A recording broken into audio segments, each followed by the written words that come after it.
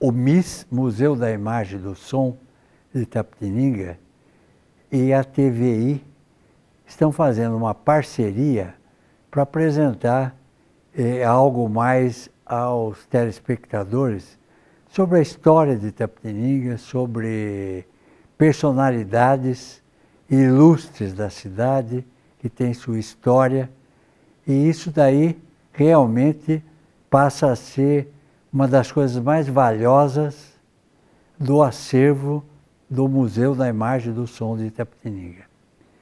Hoje nós vamos passar para você, telespectador, a história do seu João Olímpio de Oliveira Júnior. Acho que muitos de vocês que estão assistindo conheceram o seu João e têm ótimas lembranças, pois ele foi realmente uma pessoa de um caráter excepcional, ajudou muita gente, um diplomata, um elemento humano preciosíssimo.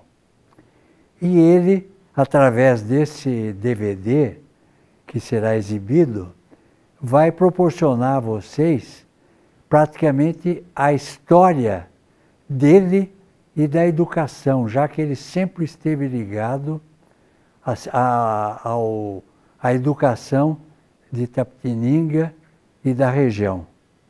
Muita ligação com delegados de ensino, outros professores, outras escolas, e tem uma trajetória nesse setor muito bonita. Vale a pena assistir. Você, telespectador, está convidado a realmente assistir e tenho certeza que vai adorar esse DVD sobre a história do seu João Olímpio de Oliveira Júnior.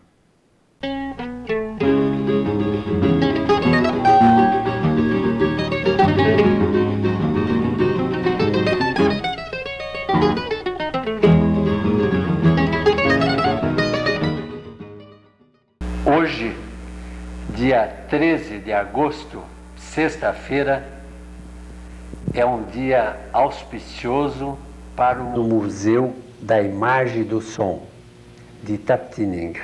O senhor João Olímpio de Oliveira Júnior nasceu em 7 de junho de 1915 em Itapetininga. Tem, portanto, 84 anos.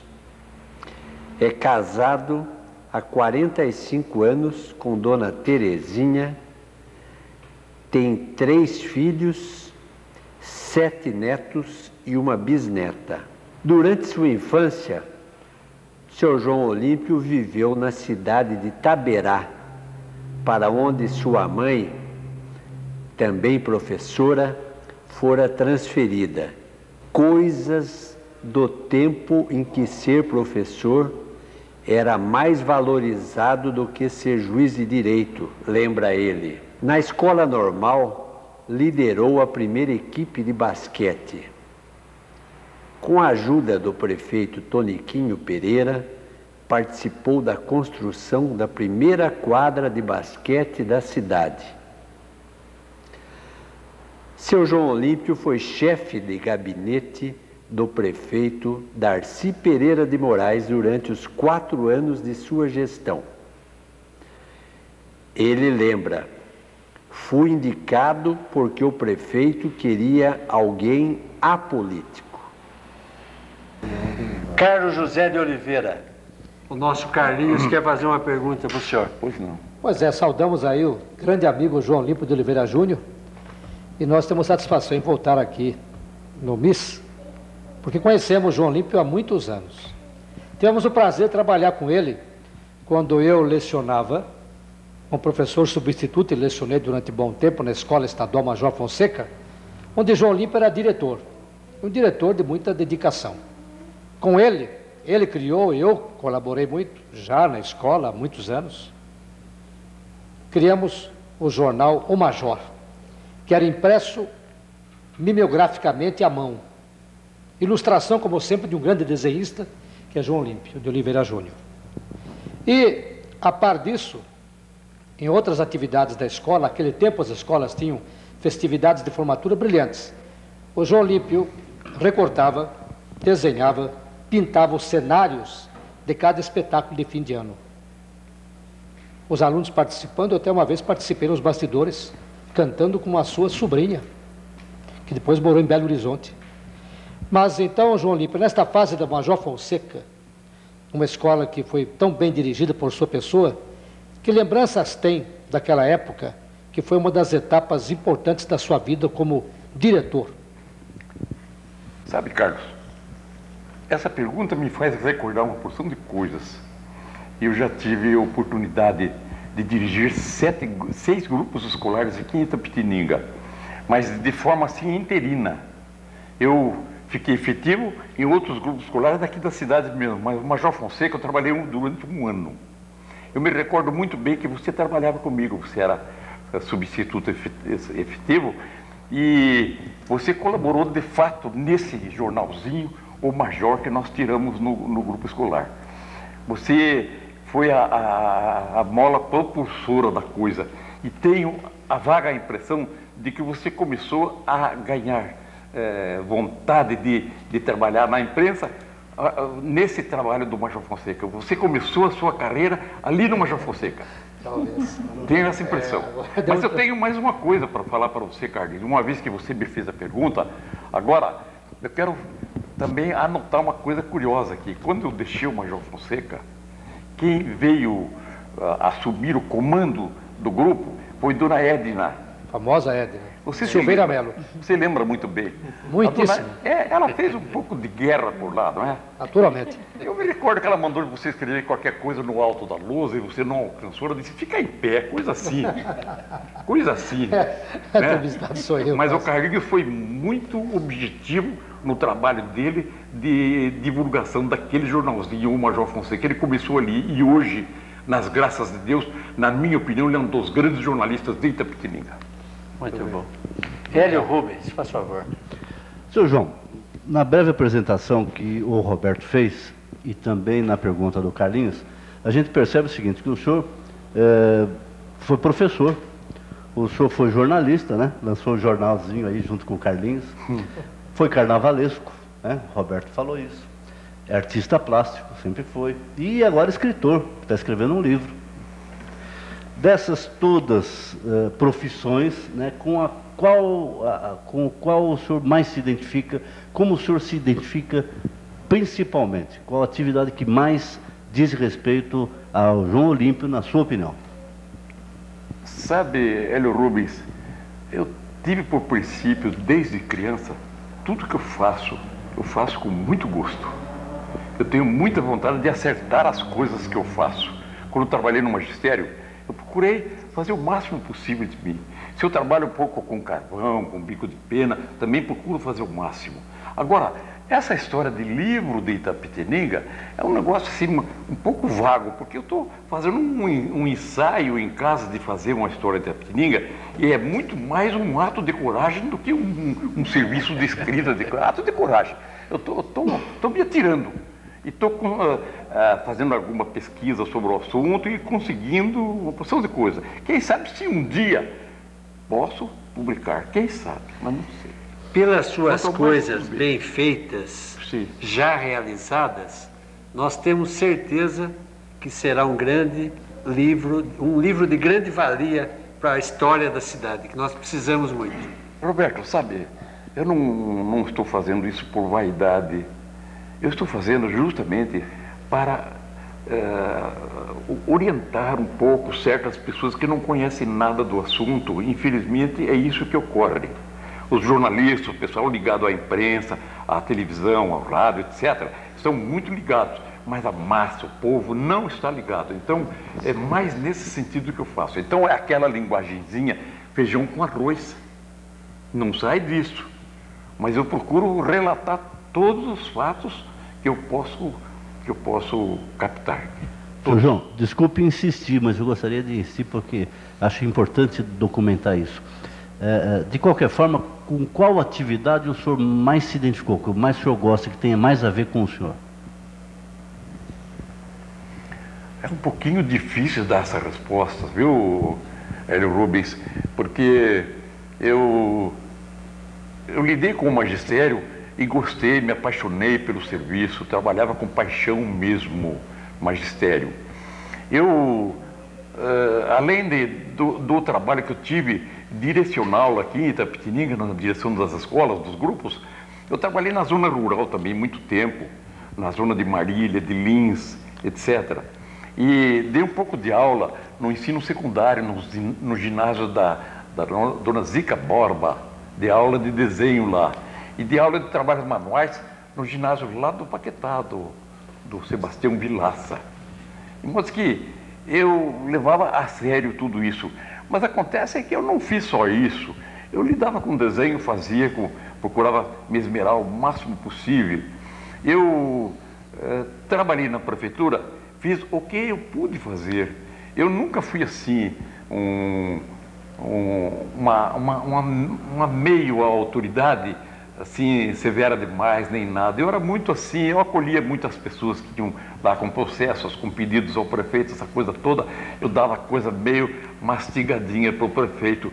E o Darcy, por ser muito amigo meu, ele me convidou para esse encargo. Eu procurei desempenhar da melhor forma possível. Por sinal que isso aqui, também a gente divagando sobre o assunto, eu me recordo perfeitamente que eu estava na praia em Santos, encontrei um grande amigo meu que eu tenho uma saudade imensa dessa pessoa, chama-se Rubens Soares Ugri, irmão do Roberto. Encontrei com o Rubens e o Rubens me deu essa notícia. João, sabe o que acontece? Eles fizeram uma convenção lá em Itapetininga, parece-me que você foi indicado para chefe de gabinete do Darcy. Já haviam cogitado sobre o assunto, eu sabia da história. Ainda brinquei com o Rubens, falei, Rubens, mas eu não sou político, Rubens. Ele disse, mas é isso mesmo, o Darcy vai colocar a assessoria dele só de apolíticos. Desculpa, é bom lembrar, Darcy Pereira de Moraes. Hein? Darcy Pereira de Moraes. O que eu falei? Não, só para lembrar o sobrenome. É bom lembrar. Darcy Pereira de Moraes, justamente. Como não, tá certo. Então, agora, eu me dava muito bem com o Darcy. O Darcy foi um prefeito, na minha opinião, muito objetivo, e ele me dava muita força. O que eu resolvia, ele aceitava de pronto. E quantas vezes o Darcy ia na minha casa, que eu morava na Praça dos Amores, naquele prédio onde mora o Carlinhos, e o Darcy ia de noite lá, João, eu estou preocupado, eu tenho que fazer um ofício para um secretário de Estado, coisa assim, e eu preciso do seu trabalho, você vai comigo lá na prefeitura, eu não sei. Eu ia, imediatamente, fazia, e o Darcy, eu brincava com o Darcy até, você tem medo de ficar sozinho aqui, assombrado isso, o que acontece e tal. O Darcy ria muito e trabalhava com ele dessa forma. Então eu atendia o Darcy todos os momentos que ele precisou de mim, nunca neguei o serviço. E da mesma forma, eu procurava dar atenção a todos os assessores do Darcy, os chefes de serviço, essa coisa toda. O pessoal se dava bem comigo nesse ponto. Didi, sua vez, você que trabalhou longo tempo com o seu João Olímpio, tem muita coisa para perguntar para ele. Olha, Roberto, ainda bem que eu não sou supersticiosa. E eu acho assim, não acho, tenho certeza, que os dias são bons na medida que você faz coisas boas. E numa sexta-feira 13, eu estar aqui conversando com o seu João Olímpio de Oliveira Júnior, esse admirável educador, né? Você disse que eu trabalhei com ele, não, eu comecei como aluna. Ele era diretor da escola, Dona Terezinha era minha professora, né? E ele era meu diretor. E eu me lembro que o senhor João, ele tinha uma justiça, uma sábia justiça, porque eu sempre fui assim, aquela aluna que fazia diferença na escola. Eu não era mal educada, porque fui educada assim com uma mãe e um pai muito rígido, né? Mas eu era uma criança peralta mesmo. E a primeira coisa que o senhor João Olímpio perguntava para mim, quando eu ia para a diretoria, né? Porque eu ia para a diretoria visitá-lo, e ele dizia assim, por que você fez isso? Mas isso não era só para mim. Mesmo aquele que brigou, que dava em alguém, né? Ele falava, por que você fez isso? E como que você faria se isso acontecesse com você? Então eu pergunto para esse grande educador, seu João, onde que o senhor foi buscar essa justiça sábia, que o senhor procedia tão bem com os alunos, e que você jamais, o senhor jamais vamos dizer assim, humilhava o aluno quando ele ia para a diretoria. Até a gente gostava de estar com o senhor.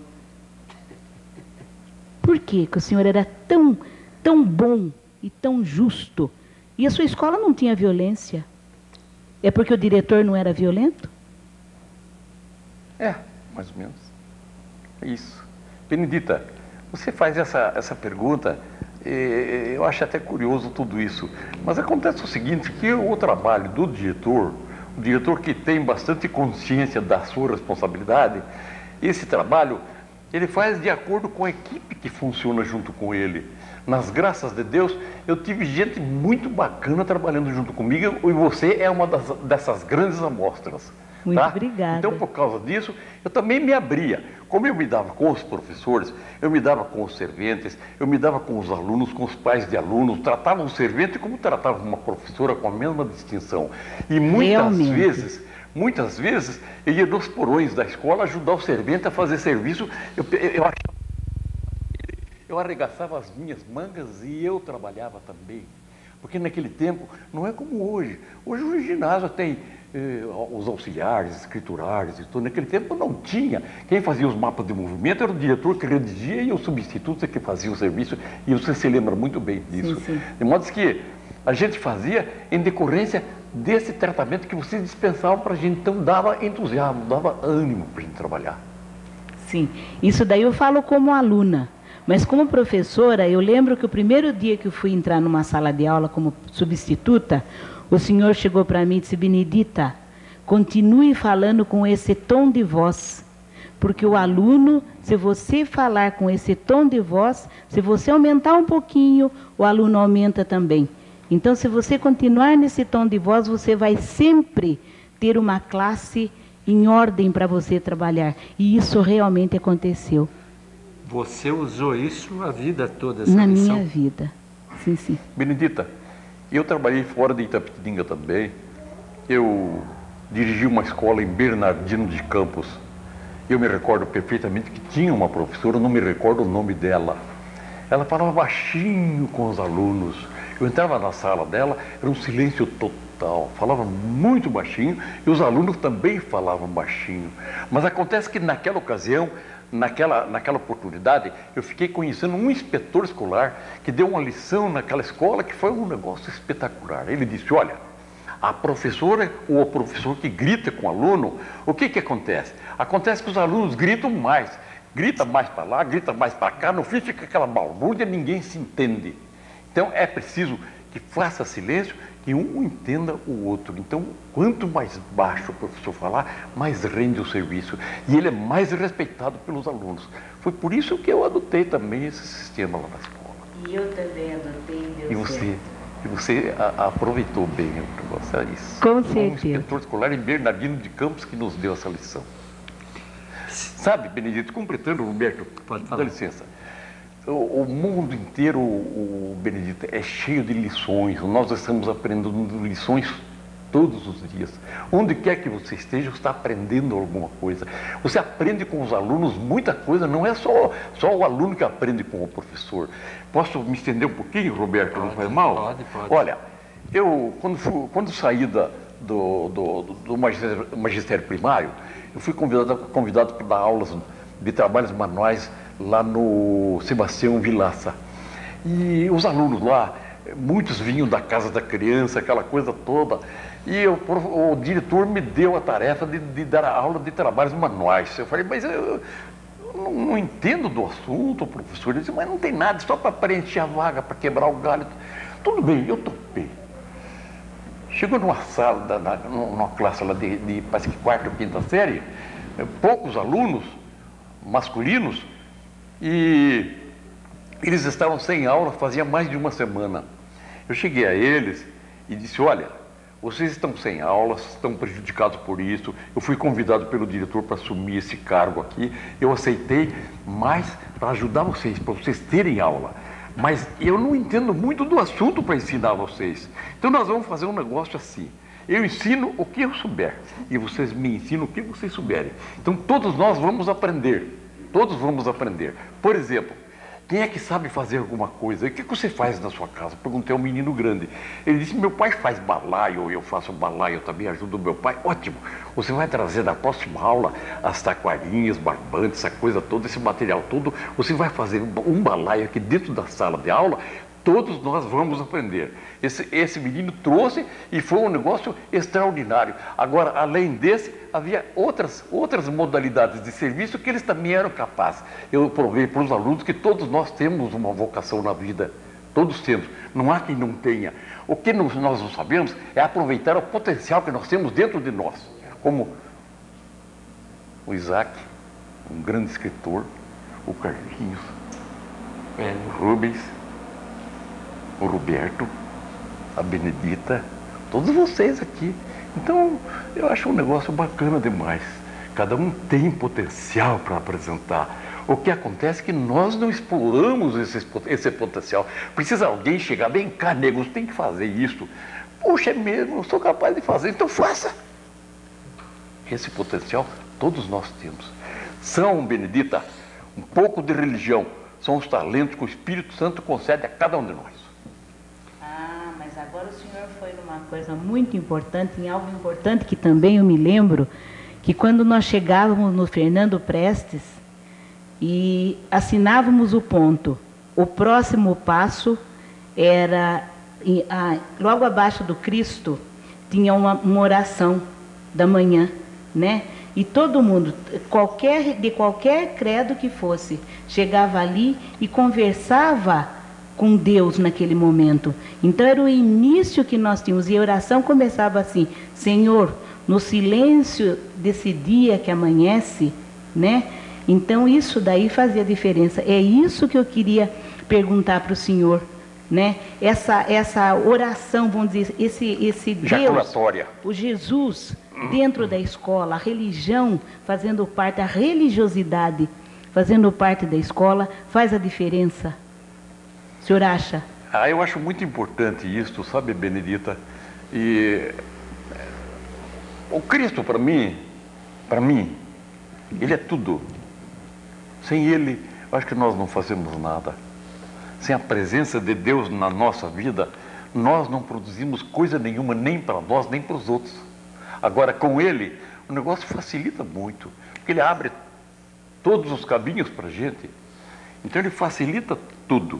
Quem escreve no jornal, confiando em Deus, faz isso. Se você vai consultar um médico, você pede ao Espírito Santo que ilumine a cabeça desse médico para ele cuidar bem de você. E você vai disposta, tranquila, sossegada, e as coisas correm bem.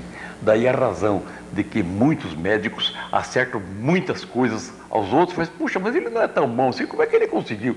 É aquela força de cima que vem sobre o médico que funcionou naquele caso. Certo? Seu João, Alberto Isaac está querendo fazer uma pergunta para o senhor. Não, Isaac, pode fazer. Primeiramente, eu quero ratificar a manifestação do Carlos de Oliveira e homenagear as famílias Oliveira e Aires, de tradicionais troncos itapetininganos. Obrigado. E que muito fizeram por essa cidade, a quem a cidade deve aos seus membros. Já que o senhor falou em vocação, essa vocação, o senhor foi vocação quando o senhor ingressou no magistério ou foi por uma opção? Porque na época nós contávamos com a tradicional escola normal e não tinha outra escolha. Eu queria que o senhor respondesse isso. Sabe, Isaac, essa opção que você acaba de oferecer, ela, no meu caso, não funcionou isso, não foi opção propriamente. Acontece que naquela oportunidade, nós não tínhamos as faculdades que temos hoje. Então, Itapetininga era uma cidade muito resumida, não só na sua população, como a cidade era menor também. Nós contávamos só com a escola normal, não tínhamos a faculdade do Rose, nem do Bazariano, nada disso. Então, não havia nada disso. Hoje, você pega um ônibus, vai a Sorocaba, tem lá uma faculdade, vai a Tatuí, tem faculdade, todo lugar tem faculdade. Mas naquele tempo, a escola normal, aqui em Itapetininga, era uma nota nacional. Uma nota nacional. As pessoas vinham em Itapetininga. Eu me lembro que quando eu me formei, tinha, se eu não me engano, 11 alunos de Tatuí. Tatuí não tinha escola normal. A nossa escola normal era um chamarisco no estado inteiro e até no país. Então, a custa disso é que eu fui para a escola normal, não tínhamos outra. E no fim acabei gostando da coisa.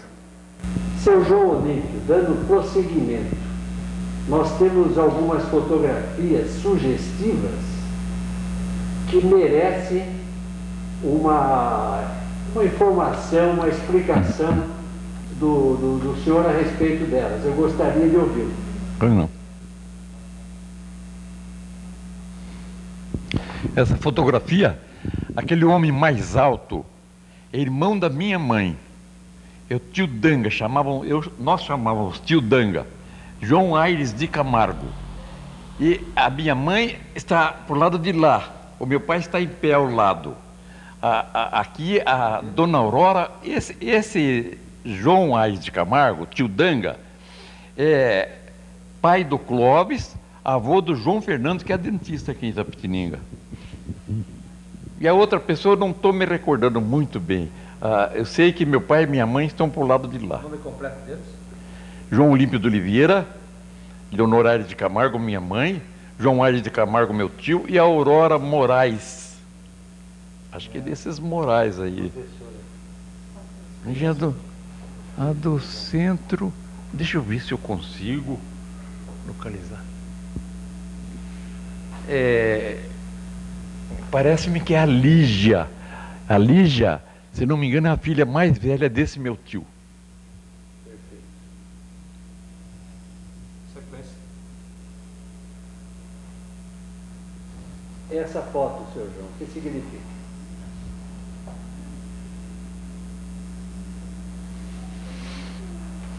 Essa foto, se não me engano, foi um casamento ou um aniversário que ocorreu na minha casa, na casa do meu pai, que é justamente essa casa que vocês estão vendo aí. Ela fica aqui na rua Barbosa Franco, para cima já não é Barbosa Franco, tem outro nome. Nós moramos muito tempo. E aí é a família toda reunida, os meus pais, nós todos, os nossos filhos, etc. Mais uma foto. Esta aqui, aquela pessoa mais alta, é minha mãe, dando aula na zona rural. São alunos da escola dela. Essa outra fotografia é de um tio meu, irmão do meu pai, que veio de São Paulo passar em casa. Essa casa, depois do carro, é número 4 do Largo do Rosário, onde nós moramos. É meu tio, etc. Isso aí é outra história.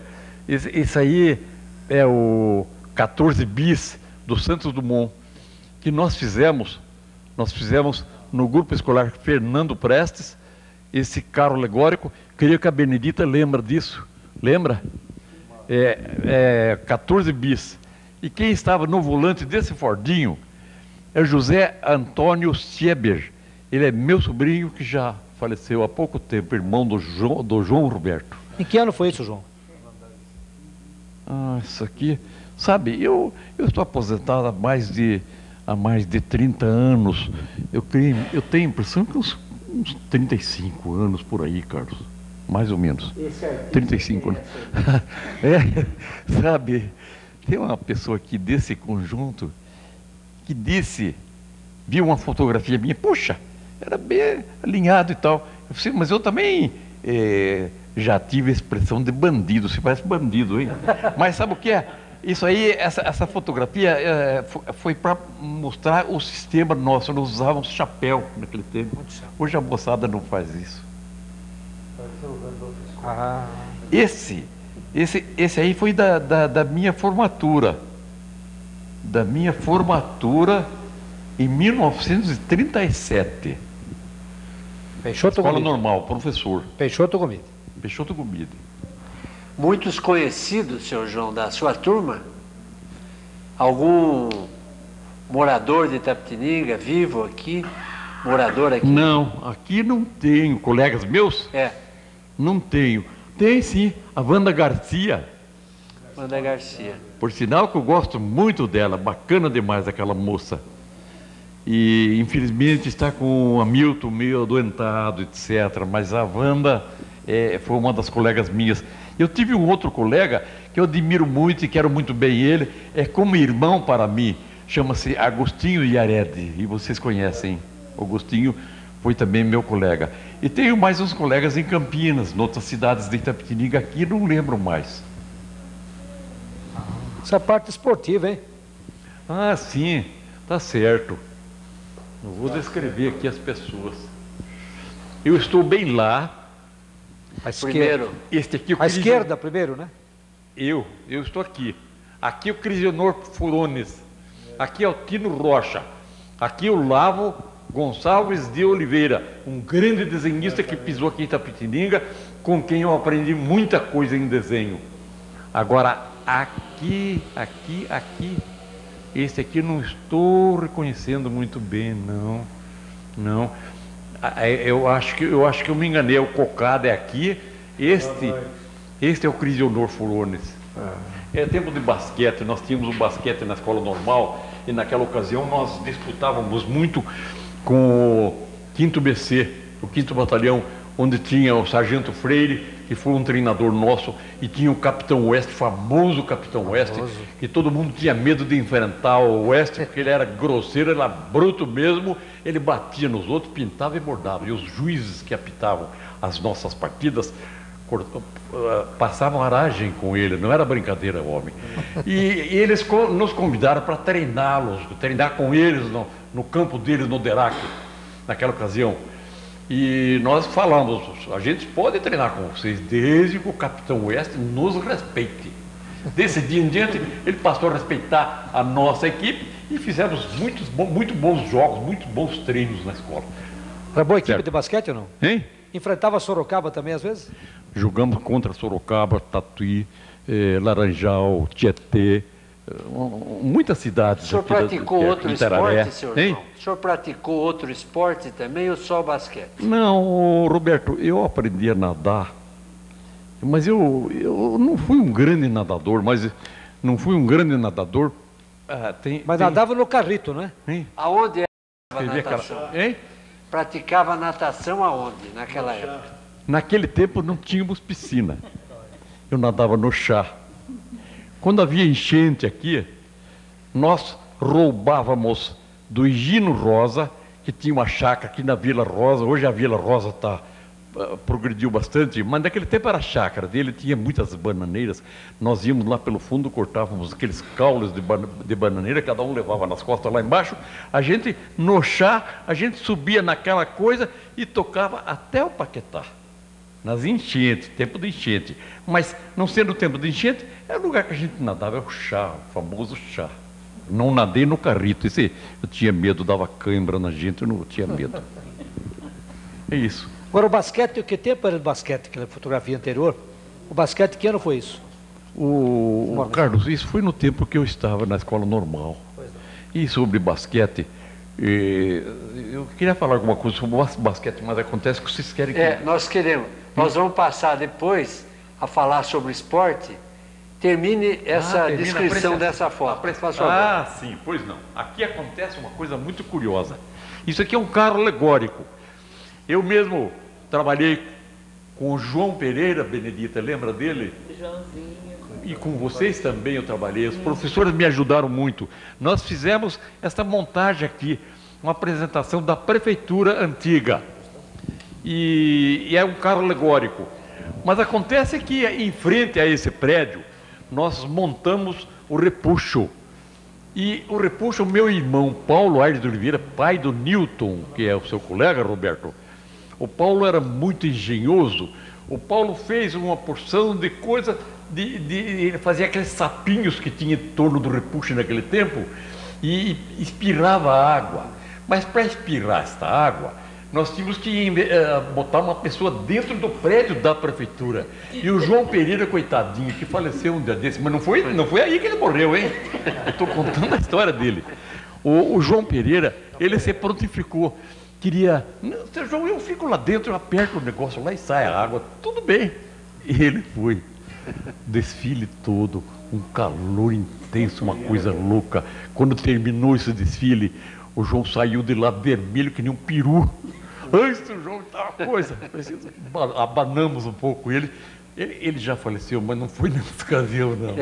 Pediu para ele descansar, que o outro 7 de setembro era só daqui a um ano, né? Para fazer de novo, para trabalhar lá de novo.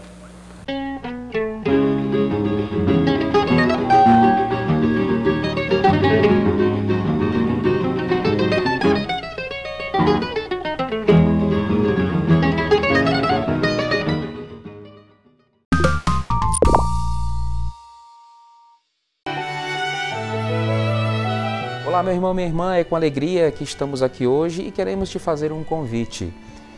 Participar conosco toda quarta-feira da nossa novena perpétua lá no nosso santuário de Nossa Senhora Aparecida do Sul.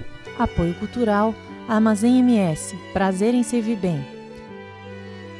Almenara Modas, há 20 anos vestindo sua família. Empresa de ônibus Nossa Senhora Aparecida, há 68 anos transportando gerações. Caixa de Brinquedos, a magia de brincar. Olá, estou aqui para comunicar que nosso programa tem um novo horário. Assista o Universo do Bem toda sexta-feira, às 10h30 da noite.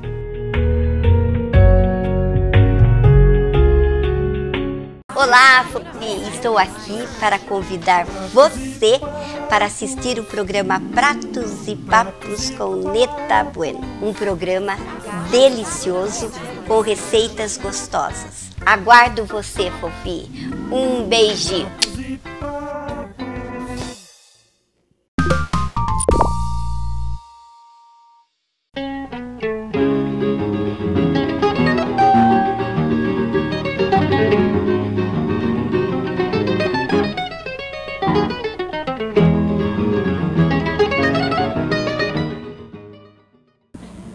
Continuando, né? Temos mais fotos, né? Acho que termina. Não, tem mais essa daí. Mas essa aqui, se vocês me ajudarem agora na parte esportiva, aqui está o Darcy Pereira de Moraes, prefeito. Aqui está, esqueci o nome desse rapaz, era assessor do Darcy. À esquerda, né? Este aqui foi um grande jogador de futebol do Uruguai. À direita sentado, né? Como é o nome dele? Pedro Rocha. Pedro Rocha. Pedro Rocha. Esse também foi um antigo jogador do Uruguai. Esse era um zagueiro que tem uma trouxe o pessoa em Pedro pé Rocha. aqui que eu não me recordo, se não me engano, é o Aristeu. Na ponta direita. Não tenho certeza. É isso. No tempo da prefeitura que eu fui, estive na chefia de gabinete lá. Tem mais uma foto. Esse quadro aí também é de muita importância. Esse aí foi quando eu era primeiro secretário do Lembo. Quando o Lembo inaugurou o clube de campo, por sinal que foi uma luta muito grande para ele comprar aquilo. A diretoria dividiu um pouco. Uns queriam, outros não queriam.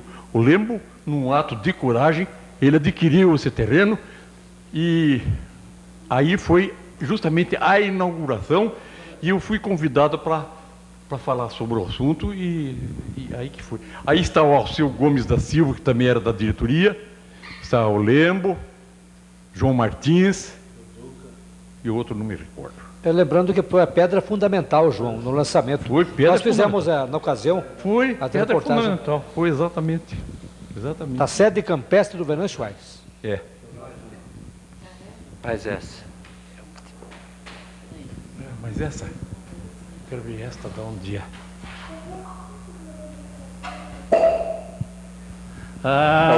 Inaugurou esta fotografia também é curiosa. Este aqui é meu irmão. Roque? O Roque, exatamente. O Oscar, meu cunhado. O José Antônio Sebre, que faleceu, irmão do João Roberto. Esse aqui, se não me engano, é o Zé Paulino, chefe da BR aí. À direita aí sentado. Aqui é o Baldo, é genro do meu mano.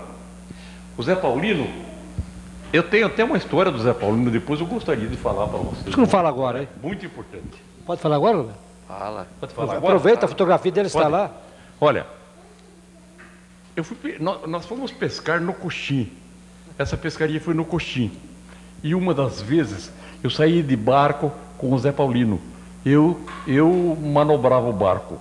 O Zé Paulino sentou do lado de lá, ele prendia com uma cordinha, com uma correntinha, ele prendia na árvore, nos lugares mais objetivos para a gente, e a gente ficava pescando ali. E eu falei ao Zé Paulino, sabe, tá ruim de peixe aqui, vamos sair daqui, vamos subir um pouco. Ele concordou comigo. Eu sentado, o motor de 5 HP, eu puxei a cordinha, o motor pegava, que era uma maravilha, puxou, já pegava. Mas eu puxei, não pegou. Puxei de novo, não pegou. Lidei para pegar, não consegui. O resultado, eu fiquei em pé. Eu fiquei em pé para puxar mais forte. Quando eu puxei mais forte, o motor pegou, mas ele deu um solavanco e morreu. Mas em compensação, caí eu dentro da água, numa corredeira terrível lá no Coxim. Mas quando eu caí, eu tive a felicidade, acho que a ajuda foi de cima mesmo, não é possível, né? Eu grudei na alça do barco com uma mão e fiquei naquela corredeira com as pernas por baixo do barco, porque era muita corredeira, era muito fundo também.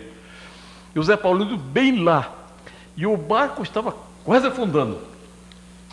Eu falei, Zé Paulino, de lá da água, parecia só a minha cabeça e a minha mão grudada no barco. Eu falei, Zé Paulino, você está gordinho, está pesadinho, venha pelo lado de lá para contrabalançar, você segura nos meus pulsos para eu poder dar um impulso e me cair dentro da barca, porque senão eu não consigo sair daqui, o negócio aqui está a fogo. E o Zé Paulino fez direitinho. Ele veio, segurou no meu pulso, eu tombei dentro do barco. Eu perdi um pé de sapato e perdi o óculos. O Zé Paulino estava muito branco, branco mesmo. Ele disse, tio, puxa, eu estou nervoso. O senhor com essa calma, me orientando como eu devo fazer, etc. Ainda eu me recordo que falei para ele, Zé Paulino, eu tenho muita fé em Deus.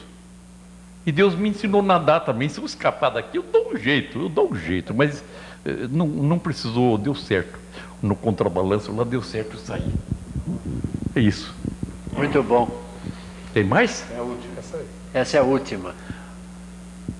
Essa daí, houve um concurso no Venâncio Aires, o Carlinhos deve lembrar disso, concurso de crônicas sobre a cidade de Itapetininga. Eu participei desse concurso e peguei 3º ou 4º lugar, coisa assim. A Mariana, que é hoje uma escritora excelente, ela também tomou parte, também ganhou. A Sônia, minha sobrinha, que o Isaac conhece muito bem, a Sônia pegou o 1º prêmio, foi a classificada. Mas eu também tive a minha classificação. E esse é o momento que uma da comissão lá estava me cumprimentando.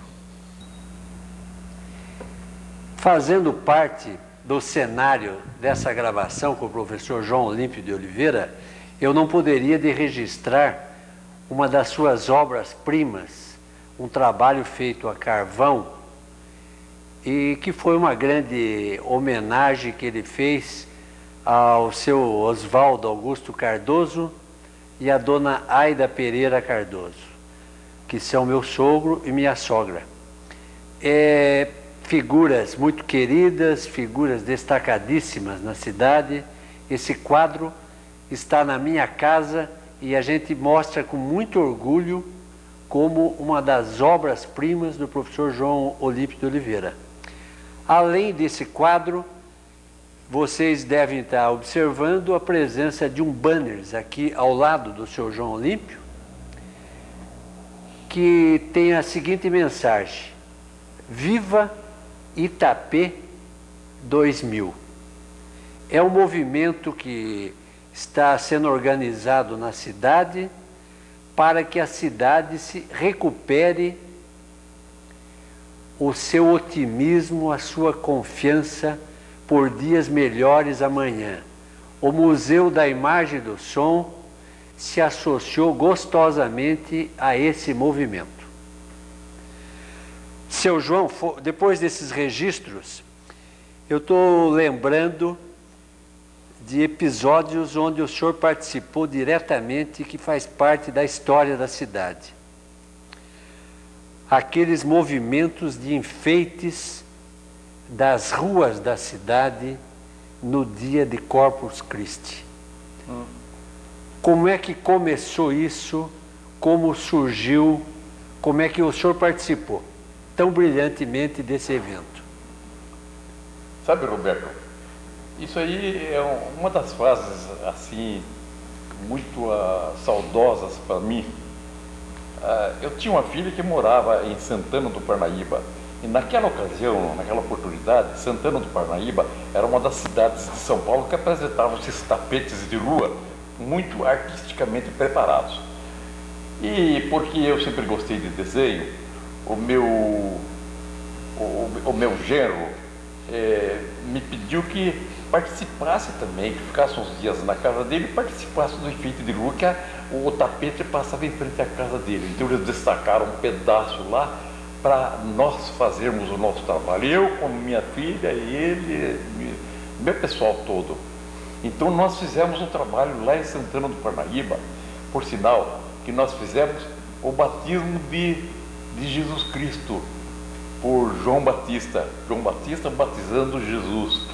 E foi realmente uma peça muito bem preparada, e eu tive uma equipe que me ajudou muito lá. Eu me animei, me entusiasmei, e da mesma forma Itapetininga também se animou. De uma certa ocasião, eles fizeram aqui nas ruas de Itapetininga. E eu me recordo, não tem uma fotografia aí indicando, que eu estava fazendo justamente em frente à casa do Mink Plains. Eu fiz um trabalho de enfeite de rua. E então a prefeitura fornecia lá em Santana do Parnaíba serragem com cores adequadas, essa coisa toda, e o material mais que precisasse. E a gente apenas executava o serviço. Lá eu aprendi um pouquinho e pude apresentar alguma coisa. E foi feito pela primeira vez isso daí com o senhor aqui? Aqui em Itapetininga? Foi, porque nunca se fez isso. Nunca se fez. Quem mais participava desse movimento? Não me recordo, Roberto, apenas eu digo que de lá do Mink Plains eles me convocaram para participar. Eu fui lá e participei. Esse ano, novamente foi feito, senhor João. Eu gostaria que o senhor realmente contasse. Começou o trabalho com o senhor depois de observar Santana do Parnaíba, é isso? Foi, exatamente. Comecei o trabalho em Santana do Parnaíba. Depois, nessa apresentação do Mink Plains. Agora, nesta última, eu não participei. Não participou. No entretanto, eu pude observar que o que se fez desta última vez foi tão precioso como aquilo que se faz lá fora. Eu fui com o meu irmão, percorri toda a linha desse tapete, vendo cada quadro. Então não podia de forma nenhuma destacar nenhum, porque todos estavam primorosos. Mas acontece o seguinte, eu cheguei a escrever na Folha de Itapetininga um artigo sobre Corpus Christi, não sei se vocês chegaram a ver, e descrevi exatamente essa presença nossa lá, acompanhando esse tapete, que foi um negócio muito bacana. Eu me recordo que destaquei muito bem que a diocese nossa participou ativamente e atribuiu à Paróquia das Estrelas a procissão de Corpus Christi. E parece-me que em cada ano de Corpus Christi é uma paróquia que é encarregada. Então, no artigo, eu frisei o trabalho maravilhoso da Igreja das Estrelas. Eles tiveram um trabalho extraordinário. Vocês viram o tapete e sabem disso, confirmam isso. Alberto. Eu só queria lembrar o seguinte, que junto com o senhor, quem também iniciou esse trabalho de decoração das ruas foram os espanhóis, o Chico Teixeira e aqueles outros parentes dele. Que vieram da Espanha. Que vieram da Espanha e começou na rua Campos Salles. Ah, começou lá. Não, Isaac, eu não tenho ciência disso, não me recordo disso. Não me recordo. Lógico, o senhor também. Porque tantas vezes foram apresentados esses serviços, não me recordo, não. Carlos José. Pois é. Ora, muitas nuances aí na vida de João Olímpio de Oliveira Júnior, e nós não poderíamos ficar ausentes ou silentes diante de perguntas como aquilo que envolveu a vida jovem, assim, uma pinta de galã do João Olímpio de Oliveira Júnior, né? Tinha um artista da Tupi, um artista que da Tupi, falava, ele falava que era parecido. É o seguinte, nós temos a Praça dos Amores, a Praça Marechal Deodoro, chamado Largo dos Amores, sempre foi um ponto de partida para namoros e daí um ponto também de salto para casamentos até que foram iniciados ali com namorico na Praça Marechal Deodoro, o Largo dos Amores. Bailes do Venâncio Aires também. João Olímpio depois casou-se com a professora, querida amiga Terezinha. Como é que foi a vida juvenil, romance, passeios na praça, Clube Venâncio Aires, as flechas do Cupido, namorico e casamento? Carlos, você me faz recordar coisas maravilhosas que eu vivi aqui em Itapetininga. Por exemplo, o Lago dos Amores, justamente essa praça onde você mora, você tem esse prazer de morar, que eu sei. Eles chamavam Largo dos Amores. Hoje parece que falam, deram um apelido, Marechal não sei o que lá, um negócio assim, não é? Mas era o Largo dos Amores, até hoje se fala em Largo dos Amores. Eu acho que é o nome de guerra mesmo que funciona. Mas nesse Largo dos Amores havia um costume curiosíssimo, não sei se alguém de vocês aí se lembra. Havia em torno do repuxo, os rapazes giravam de um lado e as meninas do outro lado. Ali começava o jogo de flerte. E muitos casamentos surgiram daqueles giros ali. Mas depois, mas é o pessoal mais fino que frequentava ali em torno do repuxo. Mais para o meio da praça, tinha um outro giro, era classe um pouquinho abaixo. E lá na calçada, era o pessoal mais pobrezinho, mas todos tinham a sua oportunidade. Eu tenho uma saudade imensa daquele tempo, foi uma coisa maravilhosa. Eu tenho, daqui um pouco, que se vocês quiserem ouvir sobre o carnaval naquela praça, eu tenho um assunto para tratar. E o Venâncio Aires também? Aí começou o ponto de partida para o seu namoro até chegar ao casamento? O negócio é particular então, e agora você complicou o negócio. Não, isso aí, sabe, é claro que nesse giro começou, não é? Nesse giro começou, mas a minha esposa era muito amarrada pela mãe, pela irmã. Educação portuguesa é difícil. Então a minha dificuldade foi muito grande para atingir aquele ponto. Agora, num baile lá do Quinto BC, eles faziam uns bailes muito bonitos Cassino. lá. Tem o Cassino do Quinto BC. Cassino. Ali eu atirei para dançar e conversamos. Foi aí que começou a nossa vida amorosa. E o resultado é que eu estou com 7 netos e uma bisneta. Com essa namorada do giro do Largo dos Amores. Benedito, está vendo? O negócio é isso.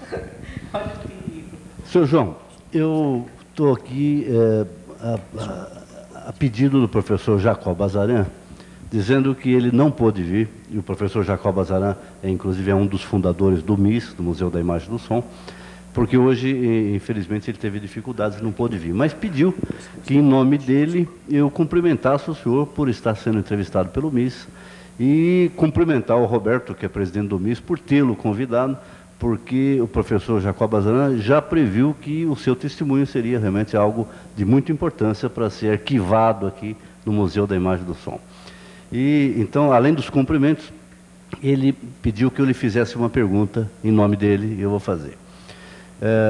O senhor, sendo uma pessoa tão popular, tão conhecida na cidade e principalmente tão querida na cidade, além disso, teve uma passagem pela atividade pública como chefe de gabinete do prefeito Darcy Pereira de Moraes durante 4 anos.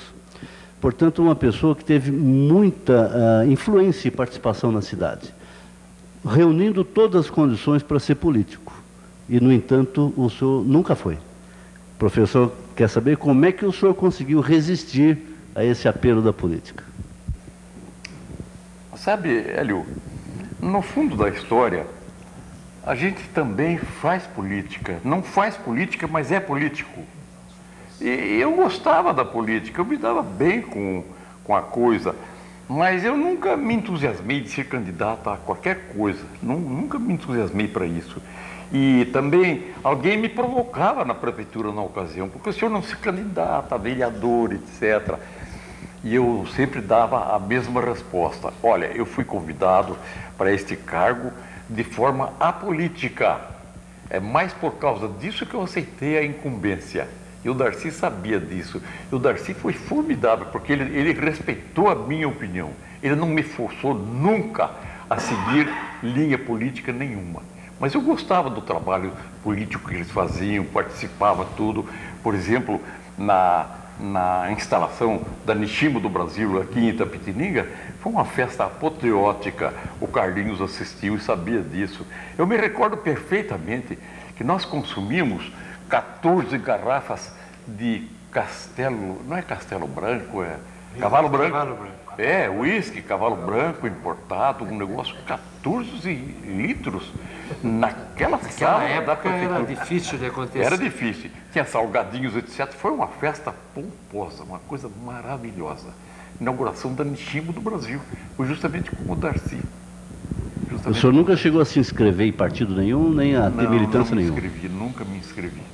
Agora, eu vou fazer uma pergunta minha, tá, que o senhor respondeu também a do professor Jacó Bazarã. O senhor foi chefe de gabinete do Darcy num período difícil, um período de ditadura militar, numa época em que o Darcy também se candidatou por um partido de oposição, o MDB. Na época, pouquíssimos prefeitos no Brasil podiam se dizer do PMDB, do MDB na época. Portanto, uma situação até meio difícil, complicada, institucionalmente difícil. O senhor teve problemas especiais no relacionamento com os militares? Ou teve algum problema devido a essa atuação enquanto chefe de gabinete de um prefeito do MDB, não? Não, não tive. Não houve nada nisso. Não houve problema nenhum nesse aspecto.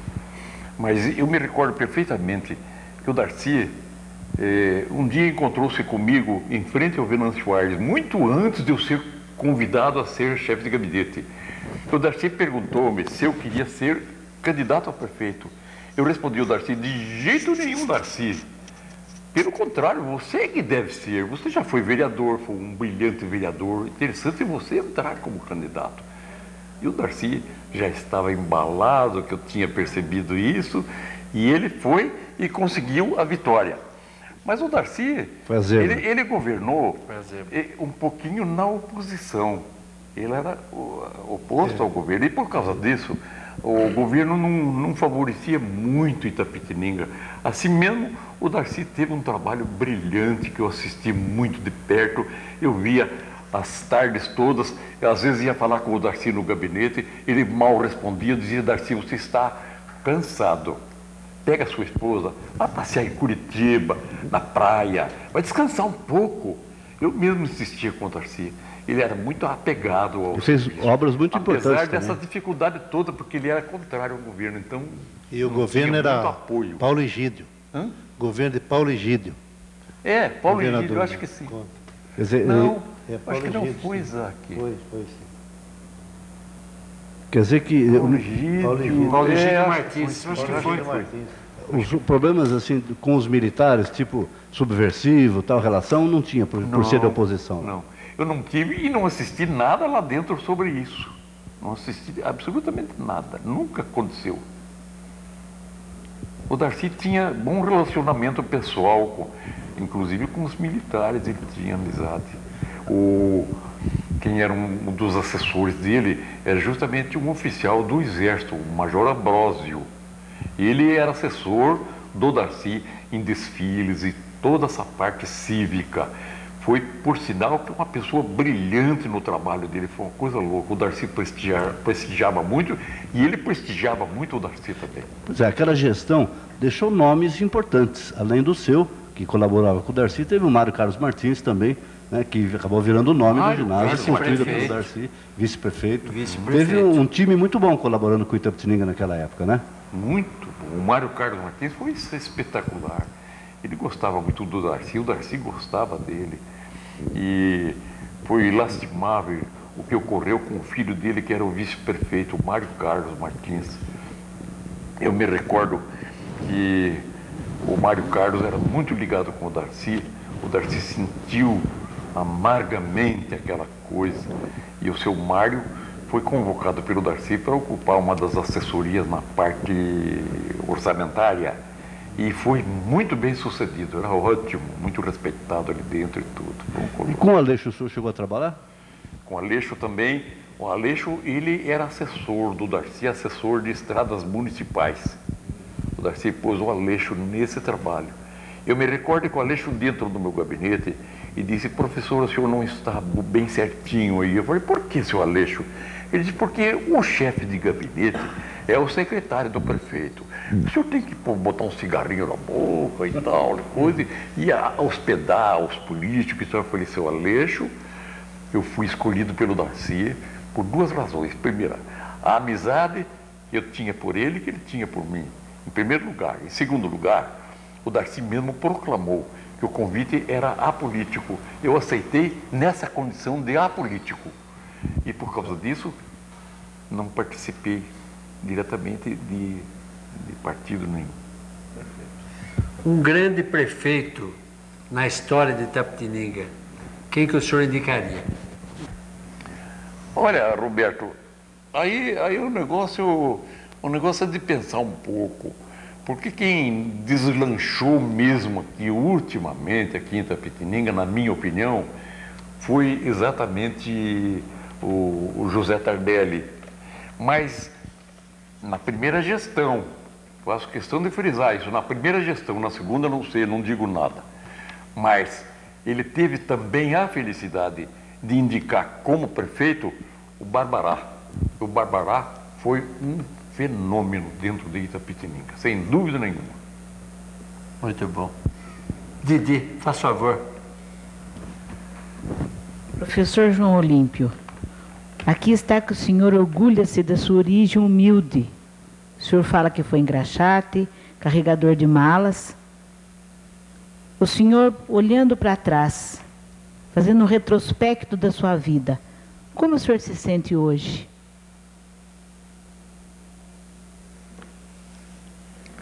Benedita, eu digo para você que eu me sinto muito bem. A minha carreira foi modesta, como é a sua também. Me sinto muito bem. Eu tinha orgulho de ser engraxate. Eu carregava mala na estação, porque não tinha carros para levar os viajantes para o hotel. Então era no MUC, eu ganhava meu humildinho. O negócio era nessa base. Então, naquele tempo não tinha condução para carregar as pessoas. E nós íamos na estação, era a estação, não havia ônibus, não havia nada disso. Não tínhamos linha de ônibus, nem nada. O negócio é tudo na estação. Onde era a estação, professor? A estação é aqui embaixo, depois da avenida. É onde é a estação mesma. da Sorocabana. Continua lá. A estação de ferro, Pedro. A estrada de ferro. De modo que a gente fazia esse trabalho com muito orgulho. Eu nunca tive preguiça de trabalhar. Por causa disso, eu trabalhei um pouquinho no Fernando Preste. Ah, sim, aqui. Era isso que eu ia perguntar. É por isso que o senhor nunca refutou trabalho, né? O senhor era do Departamento de Educação, de Cultura, de Moral e Cívica, né? O senhor fazia todo o departamento lá na escola. O senhor nunca o que podia refugava o trabalho. E continua não refugando. Porque o senhor trabalha até hoje. O senhor disse que está escrevendo um livro. Serve a comunidade até sim, hoje? Sim, até hoje. Sabe, eu não tenho muita participação na sociedade hoje por causa do meu estado de saúde, Benedita. Eu estou mais preso dentro de casa. Eu me apego aos meus desenhos e aos trabalhos domésticos. Coopero muito com a minha esposa, porque eu sempre achei que o homem deve ajudar a esposa dentro de casa. Então eu ajudo naquilo. O que possa fazer, eu ajudo a resolver, apesar de toda a idade. Seu João, eu queria que o senhor falasse um pouquinho dos primeiros anos que o senhor se lembra de Itapetininga. Eu sei aqui, pelo roteiro, que o senhor passou os primeiros anos de vida em Itaberá. Mas veio para Itapetininga quando? E como era Itapetininga naquela época, principalmente comparando com a de hoje? Sabe, a cidadezinha de Itaberá, eu me recordo perfeitamente que eu tinha 6 anos e meio por aí, e a minha mãe era professora da escola lá. E minha mãe me levou na escola para matricular, eu não tinha idade, mas foi justamente nessa oportunidade morre o Rui Barbosa. Era feriado, não tinha aula. Falei, puxa vida, eu vou começar, acontece esse homem morrer lá. Eu fiquei até um pouquinho revoltado. Mas aí passou, minha mãe removeu-se para Itapetininga e trabalhava na Chapadinha. Eu tinha meus 8 anos e pouco, eu levava minha mãe de charrete daqui da cidade na Chapadinha, levava e trazia. E eu era aluno de lá da Chapadinha. Foi a minha primeira professora, foi minha mãe. Eu sou canhoto, escrevo com a esquerda, desenho com a esquerda. Naquele tempo exigiam que se fizesse tudo com a mão direita. A minha mãe, como mãe tem coração de mãe, ela deixava que eu trabalhasse com a esquerda e coisa, eu chorava, não gostava, de modo que nunca me pesou isso. Eu fui aluno dela, a primeira professora que eu tive na vida foi minha mãe. Itapetininga como é que era na época? Itapetininga era uma cidade bem pequena. Ela terminava aí pertinho da Santa Casa, por aí já terminava a cidade. Não é essa colosso que está acontecendo em Itapetininga. Itapetininga progrediu muito de lá para cá. Mas acontece que Itapetininga sofreu uma queda muito grande na ocasião, na era getuliana. Ela teve uma queda muito grande. Ela foi judiada, foi maltratada, porque nós tínhamos um candidato, aliás, o presidente da República, eleito legitimamente, Júlio Prestes de Albuquerque. Mas acontece que aconteceu aquela história toda da Revolução de 30, e o negócio, vocês se lembram da história, era aquele tratado café com leite, Minas Gerais, São Paulo. São Paulo era o café e o leite era Minas Gerais. Então o governo federal era escolhido um mineiro, na outra gestão era um paulista, depois mineiro, etc. Então houve esse jogo todo, mas acontece que o Washington Luiz gostava demais do Júlio Prestes, que foi um excelente governo em São Paulo. Washington Luiz convidou o Júlio Prestes a ser candidato a presidente da República. Ele aceitou e ganhou a parada, e ganhou bonito ainda. Mas, nessa ocasião, Minas não se sentiu muito bem na situação, porque era a vez de Minas. Eles queriam um paulista. Então Minas já começou a inflamar a situação. Mas quem pegou corda mesmo para valer foi o governador, o presidente do estado do Rio Grande do Sul, Getúlio Vargas. O Getúlio Vargas veio de lá com tudo. Não é nada assim. Eu que vou lá, acabou. Ele passou aqui por Itapetininga. O senhor lembra disso? Lembro, viu o Getúlio Vargas? Ele passou na estrada de ferro Sorocabana, passou aí. Não teve uma grande recepção, por sinal que muito pouca gente foi homenageá-lo, porque Itapetininga estava muito ressentida com a história. O Júlio Prestes foi um governo extraordinário em São Paulo, foi um homem dinâmico a extremo e muito reconhecido pelo Washington Luiz. Washington Luiz era uma pessoa muito amiga do coronel Fernando Prestes aqui em Itapetininga. Nós tínhamos aqui na Revolução de 24, voltando um pouquinho, só para recordar, na Revolução de 24, eles formaram aqui em Itapetininga a Coluna Sul. Essa coluna foi formada com o coronel Fernando Prestes, que comandava tudo isso. Ele, o Júlio Prestes, o Ataliba Leonel e Francisco Fabiano Alves. Francisco Fabiano também, que foi inclusive dirigiu uma parte da tropa. E aquela Revolução de 24 em São Paulo, o que aconteceu ali foi o seguinte, que vocês sabem disso. O Isidoro armou uma revolução dentro de São Paulo. Então, foi um bombardeio interno lá, uma coisa horrível, e São Paulo não tinha jeito de escapar das coisas. General Isidoro Dias. Isidoro Dias Lopes. Foi justamente essa coluna sul, montada pelo coronel Fernando Prestes, Júlio Prestes e Ataliba Leonel, foi essa coluna que ameaçou aqui em Pantojo, era só estrada de ferro, ameaçou invadir São Paulo e assegurar o direito do governo lá. O governo, na ocasião, era o Carlos de Campos. Ele, inclusive, chegou a sair do Palácio do Governo, essa coisa toda. E Itapetininga ameaçou. Então, Isidoro Dias Lopes, amedrontado com a valentia dos soldados de Itapetininga, voluntários, ele pegou, em vez de passar por Pantojo, ele já foi direto a Presidente Prudente, foi direto a Bauru e pegou outros estados. Foi à custa de Itapetininga. Isso é mérito para Itapetininga, que poucos itapetininganos sabem. Foi um mérito. São Paulo estava numa polvorosa, uma coisa horrível, Itapetininga interferiu e para valer e ganhou a parada. Ganhou uma parada.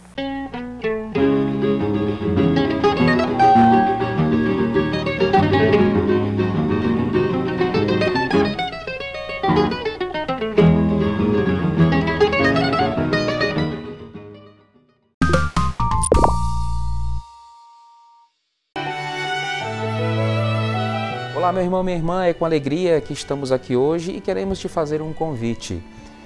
Participar conosco toda quarta-feira da nossa novena perpétua lá no nosso santuário de Nossa Senhora Aparecida do Sul. Apoio Cultural, Armazém MS, prazer em servir bem.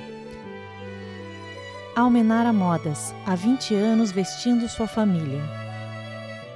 Empresa de ônibus Nossa Senhora Aparecida, há 68 anos transportando gerações. Caixa de Brinquedos, a magia de brincar. Olá, estou aqui para comunicar que nosso programa tem um novo horário. Assista o Universo do Bem toda sexta-feira, às 10h30 da noite.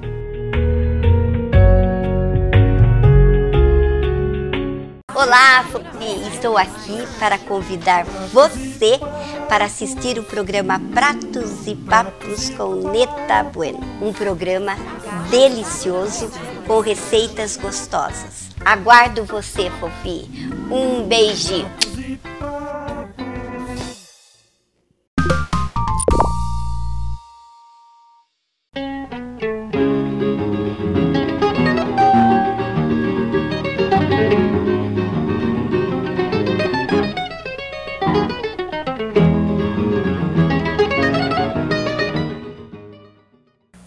Alberto Isaac quer fazer uma pergunta ao senhor. Não, meu.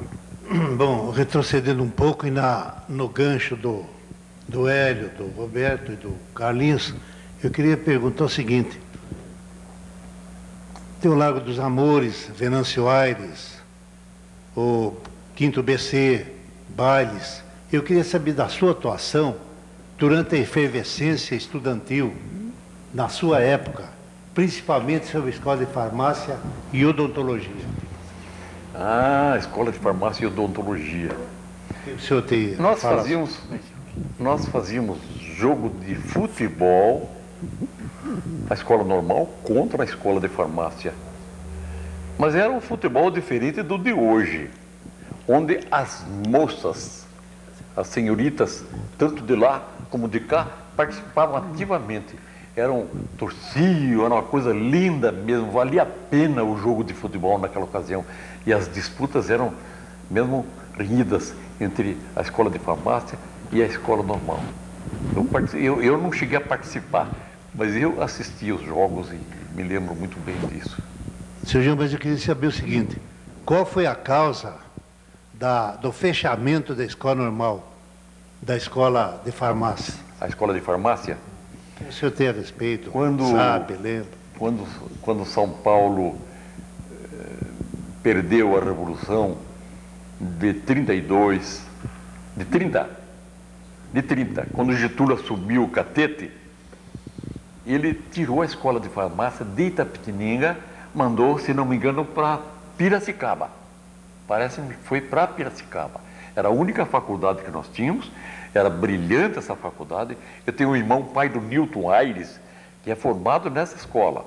Ela durou 10 anos, essa faculdade aqui em Itapetininga. Ele tirou, nós perdemos essa oportunidade. Que ano foi fechada? Hein? Qual é o ano que foi fechado? Foi transferida, né? Ela foi transferida para Piracicaba. Pois é, mas qual o ano? Hein? Que ano que ela foi transferida? Não me recordo muito bem, Isaac. Sei que ela durou dentro de Itapetininga 10 anos. Ela funcionou. Não passou de 32. Sim? Não passou de 32, o fechamento da faculdade. Ah, foi imediato. Foi logo que o Getúlio subiu, logo a escola saiu. Eles apontaram a porção de caos, que havia irregularidade, etc. Mas sabe como é que é? Quando querem tirar, tiram mesmo. Foi uma grande perda para Itapetininga. Nossa, atrasou Itapetininga. Itapetininga se atrasou muito com a falta dessa escola. E depois, quando fizeram aquela luta política para a escolha de sedes regionais no Estado, Itapetininga não trabalhou como devia trabalhar. Porque o nosso setor aqui, na minha opinião, era muito mais importante que o de Sorocaba. Porque aqui pegava uma área muito grande de cidades do sul, que é justamente o ramal que chamavam o ramal da fome. Então o Itapetininga teria crescido muito se fosse instalado essa regional aqui em Itapetininga. No entretanto, foi para Sorocaba. O que está acontecendo? Sorocaba está ficando uma cidade gigante, uma maravilha de cidade, uma beleza de cidade. E que cresça, que continue crescendo, porque nós também estamos crescendo aqui. Seu João, eu queria, desse contexto, que o senhor falasse um pouquinho da Revolução de 32. Porque o senhor falou da Revolução de 24, que deve ter começado em 22, de fato, né? Teve a de 24, depois teve a de 30, com a subida do Getúlio. Foi exatamente 22 que começou. Isso, 22, começou tudo em 22, né? E depois teve em 32 a Reação Paulista, né? O 9 de julho, a Revolução Constitucionalista. O senhor deve lembrar bem, e eu sei que o seu pai atuava diretamente na Revolução, teve inclusive um tal de um armazém de emergência, que eu gostaria que o senhor falasse um pouco sobre isso, que existia em Itapetininga. O que aconteceu foi o seguinte: meu pai foi convidado pelo prefeito para subir esse armazém de emergência, que servia justamente às populações que fugiam das áreas de combate. Meu pai pegou essa tarefa, eu e meu mano, Frederico, nós trabalhávamos junto com meu pai. O meu irmão mais velho tinha até uma fotografia aí, não sei se ela não foi focalizada. O meu irmão mais velho, que era dentista, o pai do Nilton Aires, ele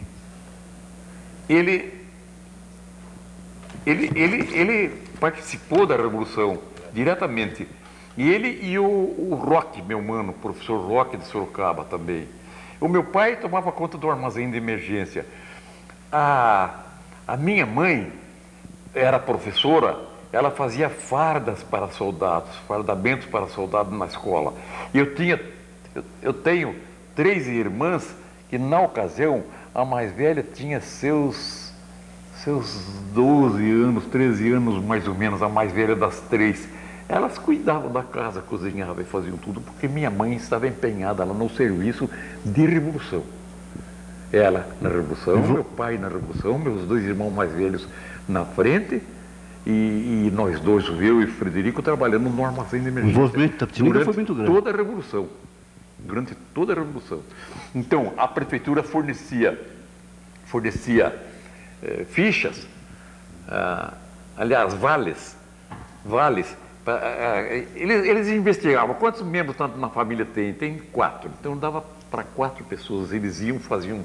Naquele tempo não tinha fila, eles iam no armazém de emergência e nós, à custa daquele papel da prefeitura, a gente fornecia a mercadoria para eles, as mercadorias de guerra mesmo, né?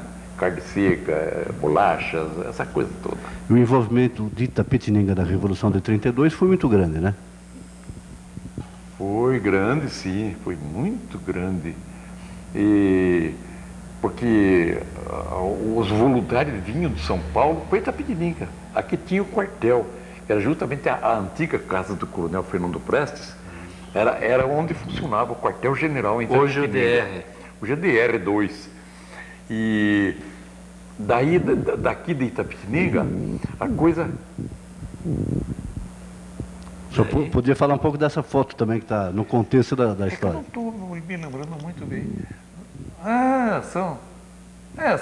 Exatamente, está aí meu pai, fardado, tem 2 irmãos e o Didi. O Didi é Benedito de Camargo Rosa, que foi caixa do Banco comercial do estado de São Paulo. Qual deles que é ali? O Didi é meu primo, bem de lá o meu primo. O da direita lá. O bem de cá é meu mano, o Roque, depois ele é meu pai, e depois o Paulo, meu mano, pai do Newton. É da Revolução. E por falar nisso, eu tenho 2 capacetes de aço que eu trouxe aí. Eu pensei que havia oportunidade de apresentar, mas como estamos falando no assunto, eu continuo falando. O negócio é o seguinte, São Paulo teve um desempenho cívico extraordinário durante a Revolução de 32, porque São Paulo queria exatamente a reconstitucionalização do país.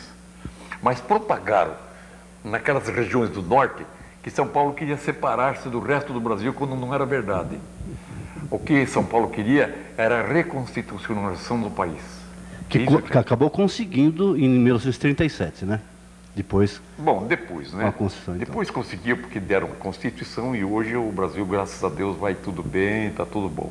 Mas naquele tempo foi difícil. Estão chegando os capacetes. Sobre os capacetes. Então aí. Eu disse a vocês que o empenho de São Paulo na Revolução de 32 foi muito grande. Então, as indústrias Matarazzo de São Paulo começaram a fabricar armamentos e este capacete. Mas esse capacete era um pouco incômodo. Depois eles também progrediram e já fizeram aquele mais bonitinho, mais elegante e funcionou bem. E meus manos que usavam isso aí, mas eles não estiveram na trincheira, não chegaram aí no campo de batalha, os 2. Mas ficaram em São Paulo prontinhos a qualquer chamamento, mas não foi preciso. No decorrer dessa manifestação do professor João Olímpio, estamos plenamente satisfeitos com as suas respostas. E vimos então que ele apresenta várias facetas em sua vida profissional. E queríamos agora, professor João, saber esse seu lado artístico, que é artista plástico, como era o carnaval de antigamente? Qual a sua colaboração nesse evento, que aliás era muito bom? Alberto, o carnaval de Itapetininga naquela época, para mim, era uma coisa assim espetacular e nunca mais teremos aquilo, nunca mais. As ruas lá do centro da cidade, Largo dos Amores, onde mora o Carlinhos, ficavam dessa altura aqui de serpentina e confete no chão. Eu era garotão, eu brincava, eu chutava aquela coisa, aquela montanha de serpentina que ia. E tínhamos 10 automóveis em Itapetininga, Fordinho antigo, 10 apenas. A cidade toda tinha 10 automóveis. Todos eles se reuniam um atrás do outro e faziam um giro no Largo dos Amores.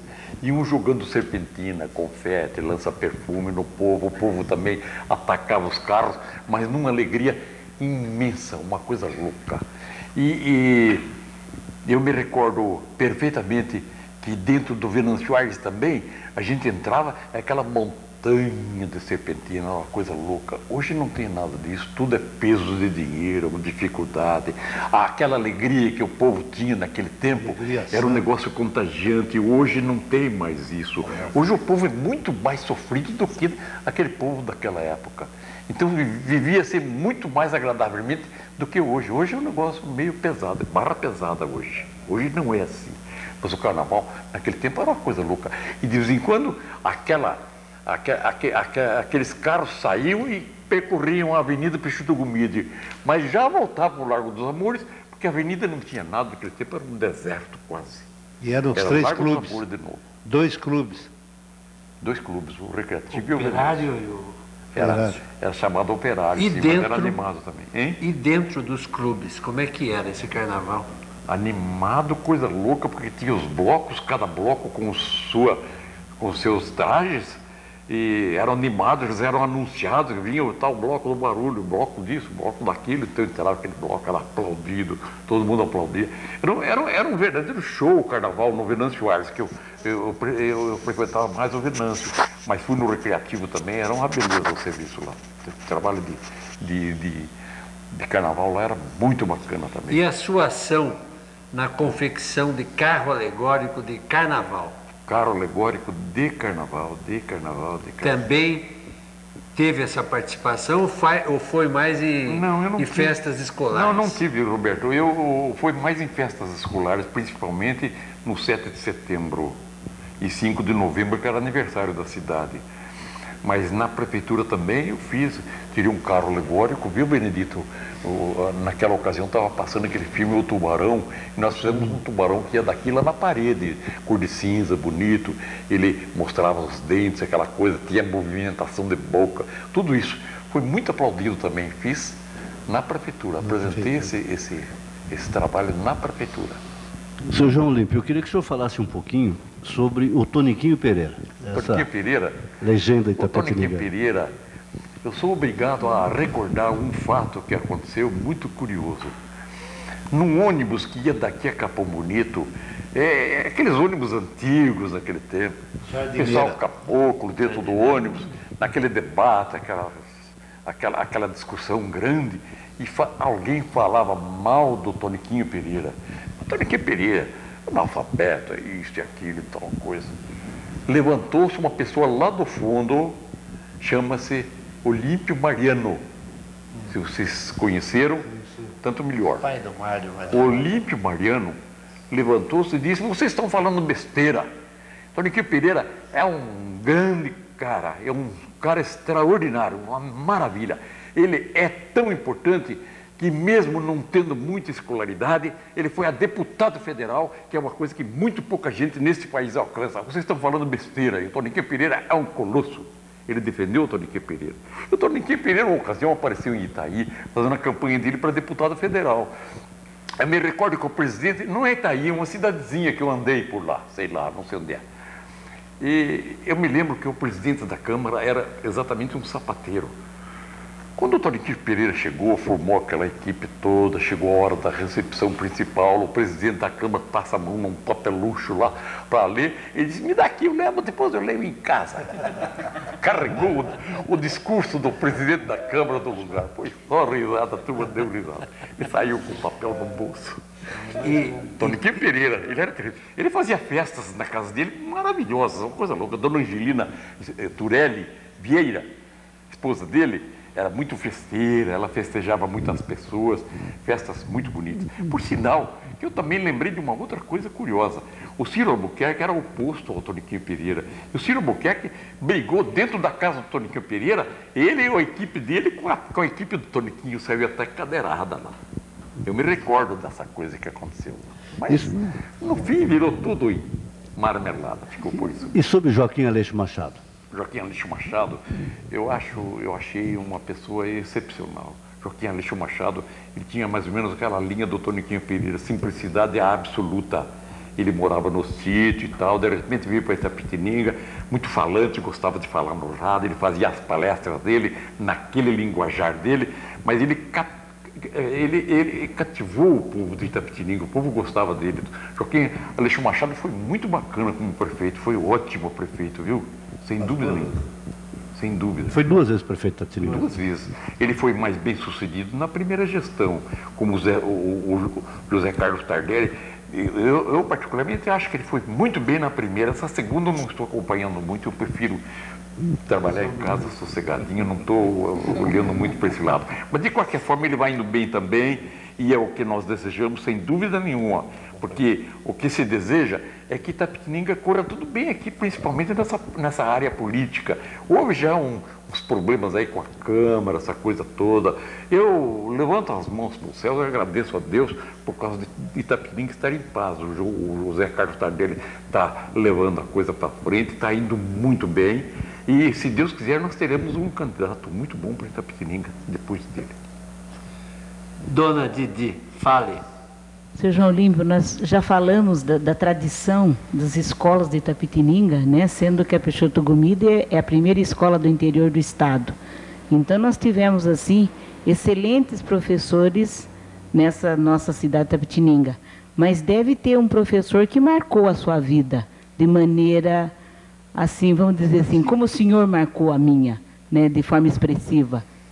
Quem foi esse? Sabe, Benedita, eu dirigia o Major Fonseca nessa ocasião. O Carlinhos não está aqui para ouvir, seria interessante porque ele ia lembrar da história. Teve um compromisso, Sim. pediu desculpa e não teve tem que nada. se ausentar. Não tem nada. Mas o Major Fonseca, aconteceu que a delegacia do ensino funcionava na rua Monsenhor Soares, na rua Saldanha Marinho, lá no fundo. E ameaçou cair o prédio, coisa assim. Então eles tiveram que fazer uma mudança repentina.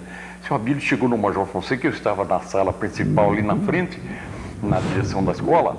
O seu Abílio chegou e disse: seu João, nós precisamos de um favor seu. Pois não, seu Abílio, o que o senhor manda? Sabe, a delegacia está em situação precária, funcionando muito mal, nós temos que mudar a delegacia e nós achamos que aqui no Major Fonseca dá para instalar uma sala aí para a delegacia de ensino e tal coisa. E eu perguntei: seu Abílio, quando é que o senhor quer instalar? A hora que o senhor quiser. Ele disse: nós começamos amanhã cedo. Tudo bem. O que eu fiz? Eu mudei a diretoria para uma salinha lá do fundo e deixei a sala principal para ele instalar a delegacia do ensino, como foi feito. O senhor Abílio então começou ali como delegado do ensino. Mas o senhor Abílio tinha uns costumes curiosos. Ele era muito apegado à caridade cristã, muito. E o senhor Abílio, um dia passando lá, ele disse para o Astrogildo, que era o secretário, se não me engano, para o Astor Lopes, que era inspetor escolar, para o seu Godoy, que era inspetor escolar, ele disse: olha, vamos sair. Ele chegou, ele passou pela minha porta e disse: seu João, vamos comigo. Eu levantei e saí.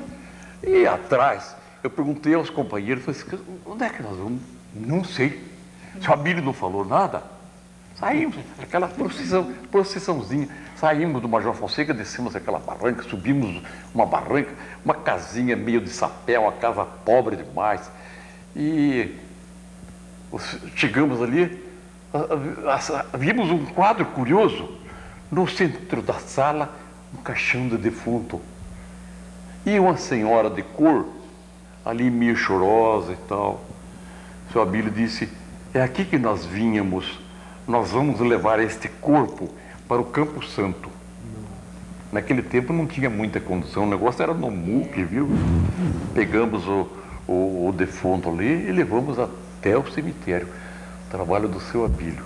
Agora, outra coisa, citando outra pessoa, não sei se foi seu Lutero ou se foi seu D'Amato, um deles era o delegado do ensino na ocasião. E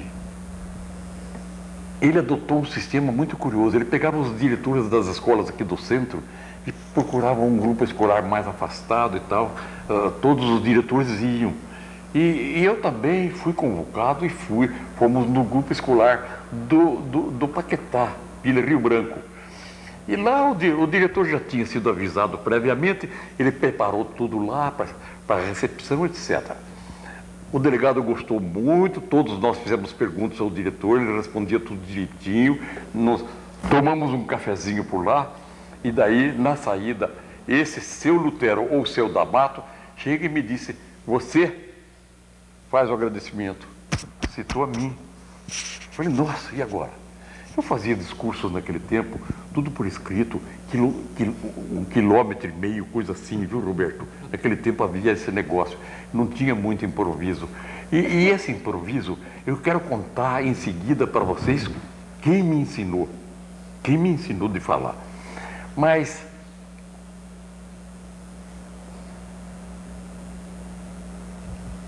o que eu estava falando?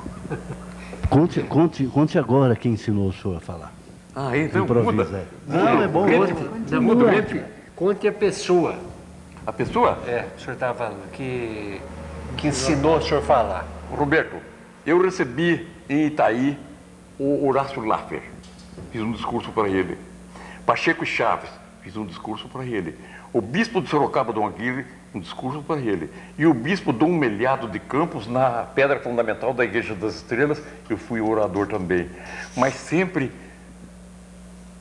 na escrita. Mas quando eu assumi o cargo com o Darcy, eu me senti apertado. Porque o Darcy dava atribuições para mim. Você vai em tal lugar, tem lá uma recepção lá, eu fui convidado, você vai no meu lugar, vai me representar. E eu sempre estive pronto para isso, eu ia nas tais inaugurações. E no Largo dos Amores inauguraram inauguraram um banco, se não me engano, não me recordo o nome do banco que inauguraram lá. Veio a equipe de São Paulo para inaugurar o banco e tal coisa, e o Darcy, faltando 20 minutos para 8 horas, o Darcy telefona na minha casa. João, vai me representar lá. Meu Deus, eu estava à vontade em casa de pijama. Nem Darcy, nem barba tinha feito, nem nada. Passei a Gillette correndo lá, me vesti voando em 20 minutos, eu me apresentei lá. Agora que o Carlinhos devia estar aqui para eu ver o que eu vou falar. Quando eu cheguei lá, estava assim de gente. Cheguei atrasado para representar o prefeito. E Orlando, que era um dos funcionários da prefeitura, era muito amigo meu. Eu encontrei Orlando. Orlando, eu preciso me apresentar aí como representante do prefeito, mas eu gostaria de tomar um taquinho, qualquer coisa assim e tal. E o Orlando disse: Sr. João, lá no fundo estão distribuindo bebida por lá, o senhor quer ir lá? Eu vou com você, Orlando, bem depressa. Saímos rodeando aquele volume de gente, aquela coisa toda. Eu falei: escuta, dá uma dose de uísque aí meio rápido. O cara me deu, eu saí com o uísque meio quente e voltei com o Orlando. Cheguei na mesa que estavam fazendo as recepções, justamente o Carlinhos na mesa. O Carlinhos com a caneta anotando o nome das autoridades que apareciam. Eu disse: Carlinhos, eu vim representando o prefeito. O Carlinhos disse: mas o prefeito não veio? Eu falei: como não veio? Eu sou o prefeito. Eu sou o prefeito. Ah, sim, tem razão, tá, coisa. Então assina aqui. E como tinha que fazer discurso, o Roberto, eu falei de improviso, 2 palavras ali, eles me aplaudiram, gostaram e tal. E dali para frente, qualquer coisinha o Darcy me convocava, eu era obrigado a atender aqui, atender ali, lá na garagem fazer discurso também. Então eu peguei uma tarimba muito grande nessa parte, na ocasião, hoje não, mas naquela ocasião eu aprendi bastante coisa de improviso. E o Darcy confiava muito em mim, ele mesmo ia em certas cerimônias, ele me levava junto, queria que eu falasse também, lá na prefeitura mesmo eu falava várias vezes. Foi onde eu tive um pouco de tarimba, de me abrir um pouco e falar livremente aquilo que eu pensava. Mas antes, era aqueles papeluchos, aquela coisa indecente, aquela coisa horrível. Darcy. Seu João? O Darcy foi o meu mestre para isso, porque ele me forçou. Na marra eu aprendi a falar. E engraçado, esse Seu D'Amato, quando me provocou para fazer, voltando um pouco, para fazer aquele agradecimento ao diretor da escola, eu disse: mas eu não falo do improviso, Seu D'Amato. Ele disse: mas você não preside reunião pedagógica todos os meses? Presido, então vai falar, fala aí. Então, a custa desses ensaios, Roberto, é que eu saí um pouco de mim mesmo. Escuta o seguinte, é o lado bom do convívio com o Darcy. O senhor teve a oportunidade de desenvolver uma coisa e desenvolveu muito bem. Essa parte oratória do senhor realmente... Obrigado. Agora, conheço a sua vida de esportista, de acompanhar jogos pela televisão, de ler jornal todo dia, ler o Estadão todo dia, sabendo os times, jogadores, seleção. Mas eu queria que contasse alguma coisa daquela fase de associação e case, aquela fase terrível de brigas, de disputas homéricas, e depois se reuniam no bar São Paulo. Como é que foi essa época? O que o senhor lembra? Roberto, eu lembro que a presença maior ali era da Associação Atlética, mas o pessoal do CASE também comparecia. Então havia aqueles debates muito grandes sobre futebol, etc. E me recordo uma ocasião, eu não cheguei a assistir isso, mas eu soube que o meu sogro, o seu Casimiro e o seu Antônio, esbravejando lá a favor da Associação Atlética, alguém de lá do CASE se doeu, parece que quiseram agredir o seu Antônio. Então formou um sururu por lá. Eles eram um pouco violentos, o negócio lá. Era violento, justamente na casa do Carlinhos, do pai do Carlinhos. Era o ponto de encontro. Mas era muito, muito animado o futebol naquela oportunidade, né, Roberto? Bem disputado. E o Oswaldo, sogro dele, e meu cunhado, jogava, naquele tempo chamavam de Centeralfo. Jogava muito bem, foi um grande jogador, Oswaldo também. Foi brilhante. Por que Itapetininga regrediu um pouco nessa área de esporte futebolístico? Por que regrediu? Eu não sei, eu tenho a impressão, sabe, que é a carestia da vida, as pessoas empenhadas no serviço. Naquele tempo a coisa era mais folgada, dava para praticar melhor o esporte. Hoje está mais difícil, não? Pode ser isso, pode ser isso. Não havia um certo preconceito, porque nas escolas o senhor sabe que é praticado vôlei, basquete, né? Não tinha um certo preconceito de jogador de futebol naquela época, seu João? Sabe o que é, Benedita? Naquela ocasião, quando eu fui estudante na escola normal, nós fundamos o campo de basquete. O campo de basquete da escola normal está funcionando? Tá, estamos ouvindo. Perdão, mas o campo de basquete, a nossa equipe é que formou o campo com autorização da direção da escola e pusemos saibro, não tinha cimento naquele tempo, era saibro. E ali começou o nosso basquete funcionar a todo vapor. E quando eu fui diretor do Fernando Presta, instalei lá também um campo de basquete. E instalei um campo de basquete em mais 2 escolas fora de Itapetininga. Eu lutava por esse esporte, eu gostava demais. E joguei 5 anos basquete nas várias cidades, já foi dito isso aqui. De modo que eu era mais apegado ao basquete. O futebol eu não era muito ligado. Porque futebol eu chutava de todo lado, menos para frente. Então não dava certo, não funcionava o negócio. Ah, bom. Não colou. Hein? Não colou. Não entendi.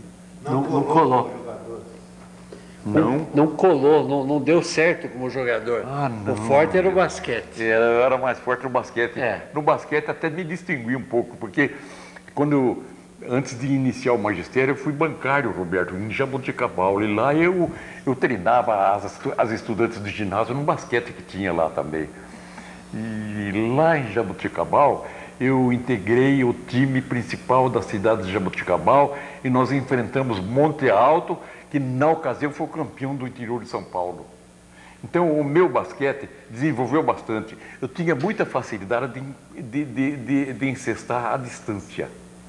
Isso que o Oscar é muito treinado nisso. Era o meu chara esse, o que eu fazia. O pessoal corria com bola e entregava. O senhor arremessava. Não, jogava de longe, eu gostava de jogar de longe. Você estava muito bem. Havia aqueles ganchos também de canto. Hoje não se faz isso mais. Tudo é na base do lançamento direto, não é? O seu João, nós vamos fazer um ping-pong rápido. Pode fazer. Agora dá cacetada à vontade. Pode. Agora que vai começar realmente. Pode. Um grande filme que assistiu, que gostou. Um grande filme. Puxa. Agora, Roberto, você está apelando para a minha memória. Eu assisti. Aí o negócio ficou engraçado. Roberto, quando começou a funcionar o Ideal, vamos um pouco na história de Itapetininga. Depois fizeram o São Pedro e o São José. Mas o Ideal era tudo de madeira. Salvador Brizola Neto, chamava-se, o apelido dele era Vadozinho, por sinal que era primo do meu pai. O Vadozinho, mais 2 irmãos, eles fundaram o Cine Ideal. E tinha a escada e a galeria em cima. Então aquela molecada fazia um tropé lá, que era uma coisa louca, porque só se passava fita de vaqueiro, de cowboy. E mais, eu peguei um pouquinho do cinema mudo nessa oportunidade. Peguei um pouquinho. Mas acontece que eu ia entrar lá, ficava olhando na cara do seu Juvenal, que era o porteiro, o Juvenal Gorducho. Ele foi porteiro da escola também e era o porteiro lá do cinema. O Juvenal mandava a polícia atropelar a molecada, quantas vezes eu saí correndo lá de medo também. E meu tio trabalhava, era o primo pobre do Vadozinho. Meu tio trabalhava na padaria dele, tinha padaria ao lado. E meu tio ia de noite assistir o filme. Mas ele era o encarregado, a tela era de pano, Ele era o encarregado de jogar água na tela para ela ficar úmida e dar a projeção certa. Então, eu e meu mano, nós íamos com o nosso tio, sentávamos lá atrás, ninguém tinha visto. Não, naquele tempo nem lanterninha não tinha mesmo, mas não podia entrar pela frente, não havia dinheiro. Então nós ficávamos no fundo lá, assistindo aquela operação de lançamento de água na tela, aquela coisa toda.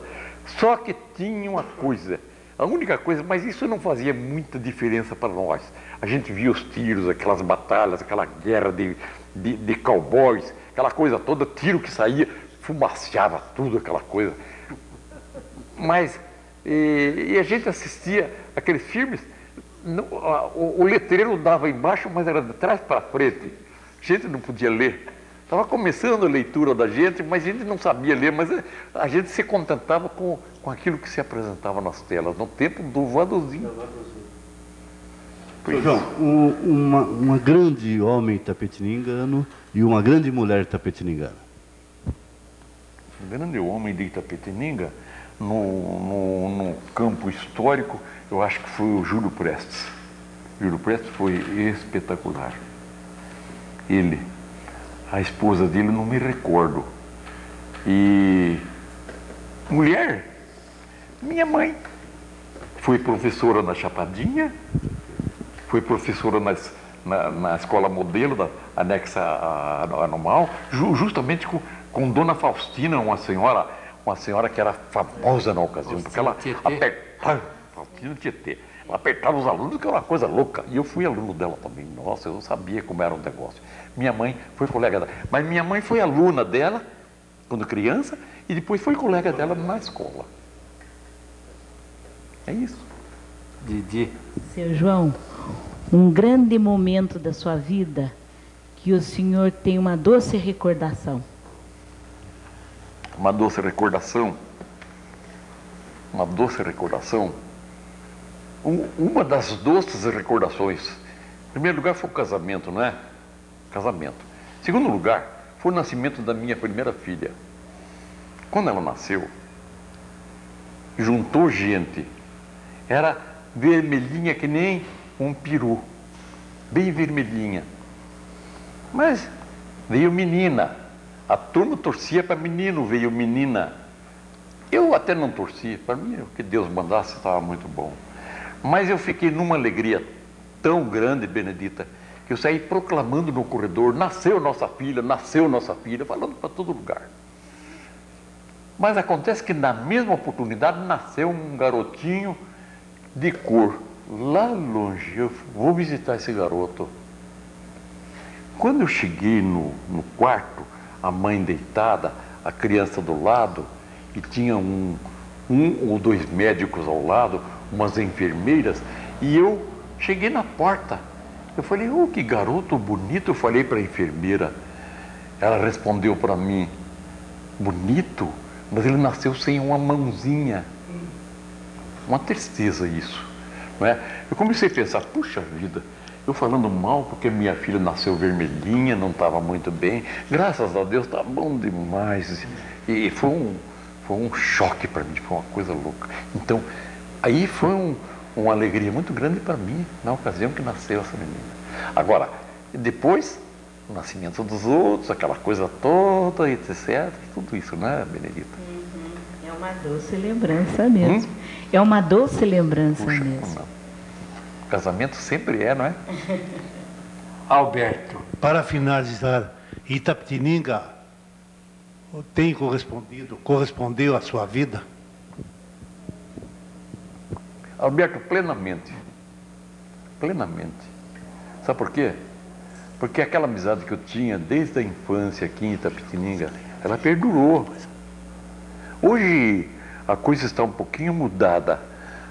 As pessoas que trabalharam comigo, algumas ainda conversam comigo, como a Benedita, o caso aí ao lado. Mas as outras também, coitadas, também estão empenhadas em outras coisas, então já não há muito contato, a gente não tem muito contato. Mas eu fui sempre grato a Itapetininga em todos os sentidos. Sempre e tive muito bom relacionamento, a minha família toda tinha, eu não tenho queixa nenhuma de Itapetininga. Trabalhei para fora de Itapetininga, mas eu tinha uma adoração por Itapetininga. Inclusive eu tive umas namoradas lá para fora, mas eu pensava em Itapetininga e marquei uma pessoa. Com essa pessoa eu me casei. Seu João Olímpio, o tempo está se esgotando e, infelizmente, vamos encerrar esse bate-papo delicioso. Antes disso, eu gostaria de registrar que a produção desse programa ficou a cargo do Fábio Arruda Miranda, a decoração a Elizabeth Cires, edição de imagens ao Wagner Bueno, operador de áudio ao Carlos Pontes, cinegrafista ao Elton Rodrigues. Os agradecimentos ao Marcelo Roberto Cardoso Hungria pela ajuda na produção, pela Comarc Produção e Marketing, pela divulgação junto à imprensa, para a Maria Regina Amaral Carvalho, gerente das lojas Roger, que gentilmente nos ofereceu os móveis que nós usamos aqui, e um agradecimento especial que nós fazemos, que o nosso projeto Museu da Imagem e do Som se deve muito à 3M do Brasil e à SP Sul TV. Eu queria deixar também registrado que o senhor, com a sua competência, com o seu lado humano, que todos nós achamos de um valor extraordinário, todos que conhecem o senhor apreciam demais o senhor, esse lado humano que nós falamos aqui, a sua inteligência, a sua maneira de vir aqui gostosamente nos contar fatos deliciosos e brilhantes. Tudo isso, o Museu da Imagem e do Som quer deixar um grande agradecimento ao senhor. O senhor foi brilhante, o senhor foi um colaborador enorme. Nós estamos, graças a Deus, festejando uma sexta-feira, 13 de agosto. Um dia que, para nós, aqui reunidos, do Museu da Imagem e do Som, foi um dia, uma noite, melhor dizendo, extraordinária.